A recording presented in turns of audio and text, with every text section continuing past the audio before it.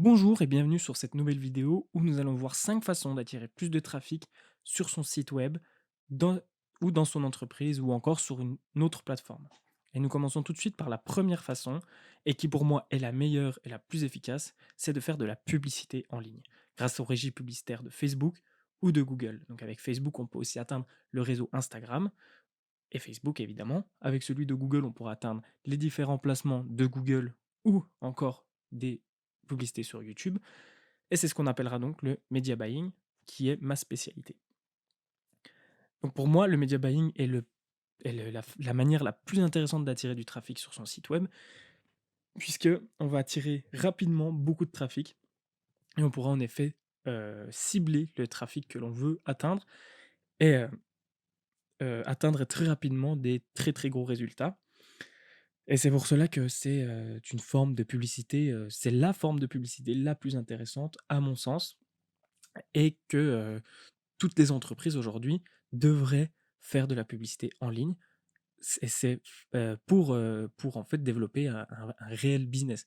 C'est-à-dire qu'aujourd'hui, les entreprises ne doivent pas se priver de ce levier qui est ultra intéressant pour acquérir des prospects très qualifiés et simplement avoir une audience très très large et atteindre un trafic très très élevé pour souvent des sommes pas très très importantes suivant les stratégies, mais on peut mettre différentes stratégies en place pour atteindre euh, des objectifs différents évidemment.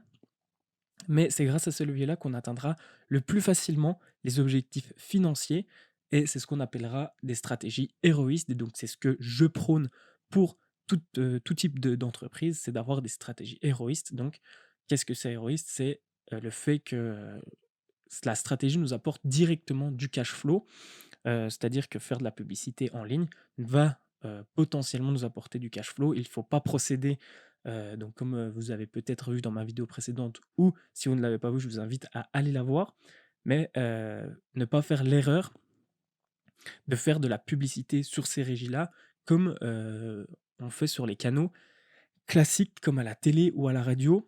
On n'est pas ici dans un but de notoriété, on est ici dans un but de générer du cash flow pour, l'entreprise. Deuxième e façon d'attirer du trafic sur son site web ou encore dans son entreprise physique, c'est le référencement naturel de son site web ou, le SEO, donc Search Engine Optimization ou optimisation des moteurs de recherche. Alors, qu'est-ce que c'est le référencement naturel? Comment ça fonctionne? Ça va être, des placements, de vidé de pardon, de mots-clés sur le site web, des placements de mots-clés sur le site web qui vont nous permettre en fait, qui va permettre aux moteurs de recherche de Google, aux algorithmes de Google, de référencer notre site web sur certains termes et de les pousser en avant ou non, afin d'attirer un maximum de trafic, évidemment, encore une fois. Et évidemment, c'est une stratégie très puissante, mais très, très longue à mettre en place. C'est-à-dire que, à l'heure actuelle, il faut, un minimum et encore je suis très gentil, il faudra un minimum de 6 mois pour pouvoir atteindre des résultats, probants, donc qui puissent nous permettre d'évaluer et d'avoir un certain cash flow sur ce genre de stratégie de référencement naturel. On pourra tout du moins coupler, cette stratégie à d'autres stratégies, d'attraction de trafic. Mais, c'est une stratégie très importante aussi à ne pas négliger, mais, pas forcément à mettre en place dans un premier temps, puisque c'est pas la stratégie qui va nous apporter du cash flow directement, contrairement au media buying qu'on vient de voir.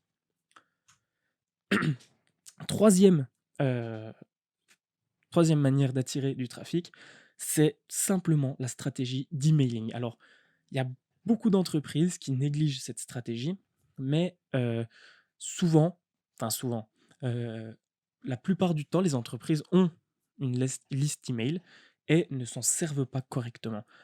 Comment s'en servir correctement et pourquoi les gens ne s'en servent pas correctement? Simplement, les PME ou les petites boutiques vont collecter les mails, mais ne vont faire que de l'information à travers l'emailing et ne vont pas faire de vente. Alors, c'est très bien, c'est très, très éthique de faire que de l'information, mais c'est un levier très, très important à utiliser dans la stratégie, de marketing, de communication pour pouvoir générer du trafic et ainsi du cash flow rapidement.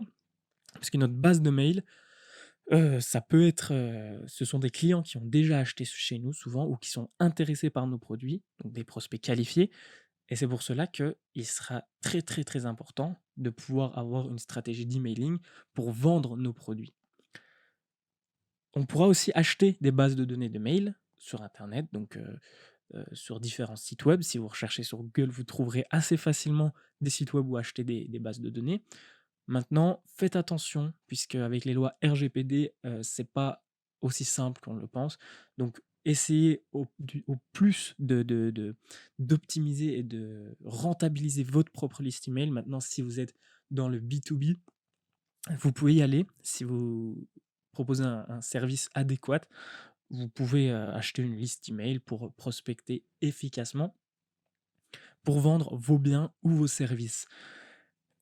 Maintenant, voilà, c'est une stratégie à mettre en place. C'est pas celle qui va vous apporter beaucoup de trafic, mais c'est celle qui va vous apporter beaucoup plus de conversion que toutes les stratégies combinées. Donc, 4e, il me semble, ou 5e point pour attirer plus de trafic sur son site web, c'est la création de communautés et de contenu.